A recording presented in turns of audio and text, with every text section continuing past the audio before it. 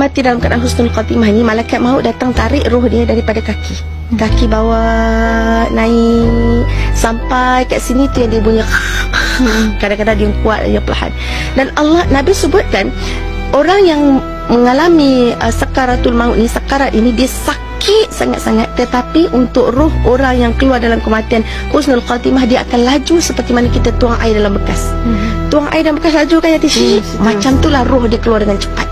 Bila mana sampai dekat sini, maka ketika ini dia dah nampak dah roh dia keluar. Dan malaikat akan cabut roh tu. Sebab tu mata kita akan mengikuti roh tu. Mata kita ikuti roh tu. Sebab kita nampak dua alam. Kita nampak anak-anak keliling, kita nampak juga roh yang keluar tu. Tapi dalam keadaan tu kita nampak roh lah yang utama. Malaikat cabut roh tersebut, dan pada ketika itu malaikat letak di atas tangan malaikat maut. Ini hadis Nabi yang sahih. Bagaimana keadaan tersebut berlaku, maka letak di atas tangan malaikat maut ketika itu. Dan sebab itu juga kita disunahkan untuk banyak-banyak ziarah orang yang sedang nazak, supaya kita tahu ketika itu macam mana keadaan kita akan hadapi nanti. Ketika roh berada di tangan ni, kita akan tengok, ketika roh nak sampai ni, kita akan tengok muka malaikat maut. Malaikat maut akan datang depan kita seketul seperti satu jasad. Dan ia benar.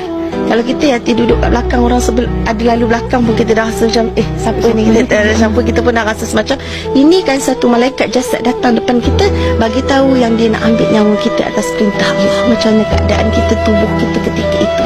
Itulah kali pertama dibukakan alam ghaib untuk kita. Itulah kali pertama dibukakan wajah malaikat maut untuk kita. Itulah kali pertama kita dapat melihat roh kita sendiri. Maka ketika malaikat maut datang, kita boleh bayangkan ya tuan-tuan, puan-puan, macam mana badan kita waktu tu bila malaikat nak ambil roh dia, nak ambil roh kita dan letak dekat tangan dia. Kita tengok roh kita, kita kata inilah roh kita. Inilah roh kita yang selama ni kita tak pernah tengok roh tu macam mana, kan? Dan akan datang malaikat-malaikat rahmat turun bersama-sama dengan kita. Turun, nak angkat, nak raikan roh kita ni, nak mandikan roh kita, nak kafankan roh kita, nak wangi-wangiankan roh kita. Macam mana hanya Allah saja yang tahu. Malaikat rahmat akan turun penuh berduyun-duyun. Dan ketika itu bila Nabi ceritakan pasal malaikat rahmat, Nabi katakan wajah malaikat rahmat ini sangat bercahaya-cahaya seperti mana bulan terang benderang.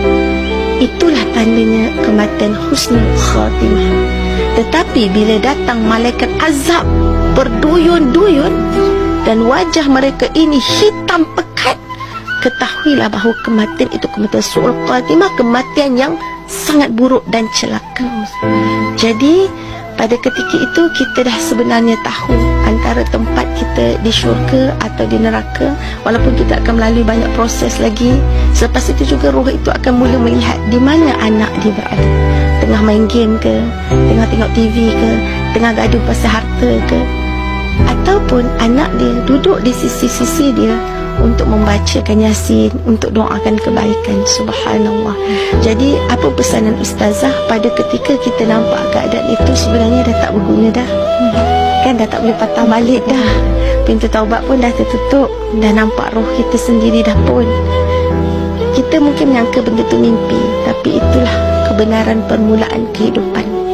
Jadi bagaimana kita nak hadapi keadaan kematian yang ustazah masih bercakap di sini belum mati, orang lain yang masih mendengar belum mati, orang lain dah pergi dah rasa dah kematian tu macam mana. Jadi bersedia mulai hari ini, ubah planning hidup kita. Kalau selama ni gaduh, berbaloi ke bergaduh besar untuk duduk simpan dalam neraka?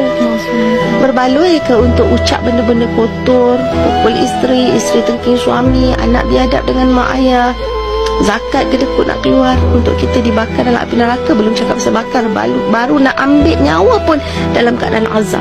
Sangat tak berlalu, kan? Jadi mulai hari ini azam untuk jadi orang baik, orang soleh. Saya bukan orang baik, tapi saya nak jadi lebih baik di sisi Allah. Bantu saya, Allah bantu saya, bantu saya.